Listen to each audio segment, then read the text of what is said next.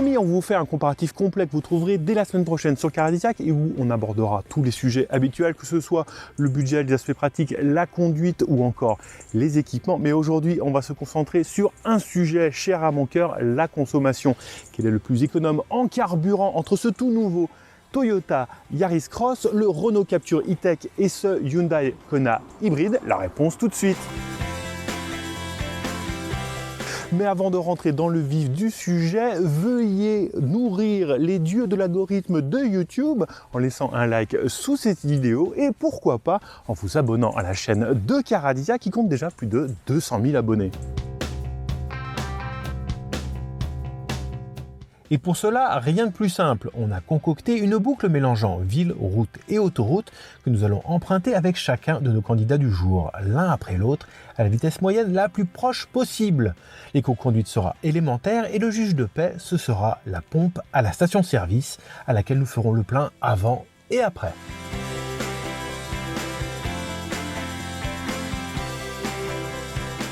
Et on commence par celui qui a longtemps été la seule proposition du segment des SUV urbains en hybride. Il s'agit du Hyundai Kona. Côté thermique, on a un 4 cylindres 1,6 litre à cycle Atkinson, épaulé comme il se doit par un moteur électrique pour développer la puissance totale de 141 chevaux.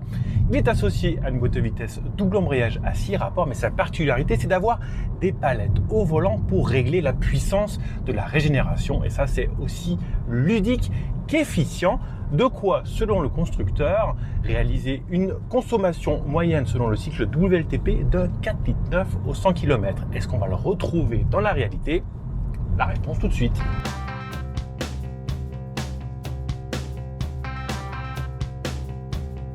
Qu'est-ce que c'est bien les palettes pour diminuer la consommation et en plus pour s'amuser un petit peu, je trouve qu'il n'y a pas mieux. À mon avis, la barre, elle est déjà bien haute quoi. On est à 4,66 litres. On est en dessous de la norme WLTP, mais c'est parce qu'on a bien travaillé, sans trop d'excès. C'est pas mal du tout ça. Allez, le Kona c'est terminé. On passe à la suite, on va passer aux captures.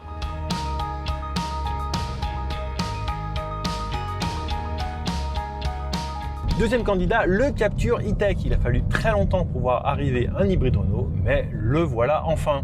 Malgré sa jeunesse, sa fiche technique est particulièrement mature puisqu'on retrouve aussi un 4 cylindres 1,6 litre à cycle Atkinson qui développe avec son moteur électrique la puissance de 145 chevaux.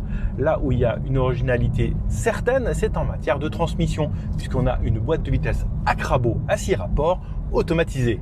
Une expérience issue de la F1 selon Renault. Question système pour diminuer la consommation, il faudra se contenter ici d'un unique mode B qui augmente donc la régénération au lever de pied. Officiellement, selon le cycle WLTP, on peut au volant de ce Captur faire un 5 litres tout rond de moyenne. Et bien, on va voir tout de suite ce que cela donne dans la réalité. Le Captur, c'est fait. Je pense qu'on a un bon chiffre, pas extraordinaire. Je suis pas super confiant. Elle laisse peu de gras pour gratter un peu la consommation. On va voir, on va refaire le plein, on va voir ce que dit la machine.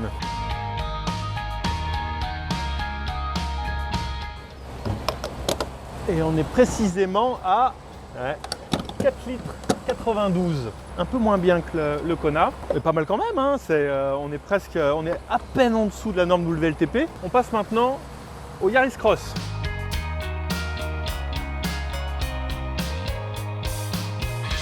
Last but not least, le Toyota Yaris Cross. Cela doit être le dernier arrivé dans la catégorie. Il profite d'une expérience unique de plus de 20 ans dans le domaine de l'hybridation et donc les attentes sont très élevées. Lui dispose d'un 3 cylindres 1,5 litre aussi à cycle Atkinson et qui développe 116 chevaux avec l'aide de la fée électricité. Alors d'accord, c'est 30 chevaux de moins que ses deux rivaux, mais les performances restent très proches grâce à un poids contenu sous les 1200 kg. Côté transmission, on retrouve un classique train épicycloïdal cher à la marque et côté système pour réduire la consommation, on a un unique mode B qui augmente la régénération au lever de pied. Officiellement, il est donné pour 4,5 litres de moyenne. On va voir maintenant si on peut retrouver ce chiffre dans la réalité.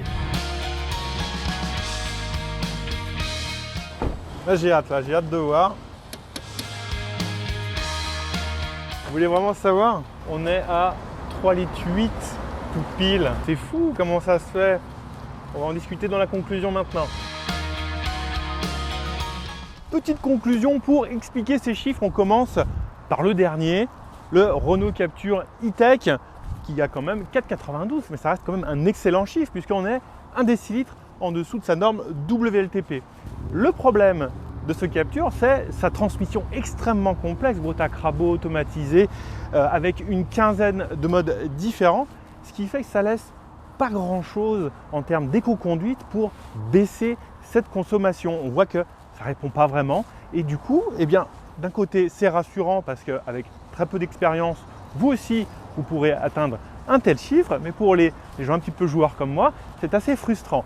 On passe maintenant au Kona, lui c'est l'inverse. On a dit qu'il avait fait 4,66, c'est vraiment bien parce que c'est presque 3-4 décilitres en dessous de sa norme WLTP et lui c'est l'inverse, il a les palettes au volant et ça avec un petit peu d'expérience ça devient un vrai plaisir de baisser cette consommation et on arrive à des chiffres extraordinaires comme ça et ça c'est vraiment très agréable, c'est celui pour moi qui reste aujourd'hui le plus amusant à conduire façon éco-conduite. Mais terminons par le champion étonné, mais totalement. Donc 3,80 c'est vraiment extraordinaire. Surtout que là on a un véhicule qui n'a pas de palette, c'est tout à la gestion de l'accélérateur, mais avec cette boîte à train épicycloïdal, ICVT, type CVT, comme vous le voulez, eh bien on a une finesse pour mettre juste ce qu'il faut de gaz pour vraiment optimiser à mort la consommation. Et on arrive à des chiffres absolument extraordinaires, 3,80, en ayant juste des bases d'éco-conduite. C'était à mon avis passionnant, j'espère que ça vous a autant plu que moi. Je vous souhaite à bientôt pour un nouveau test.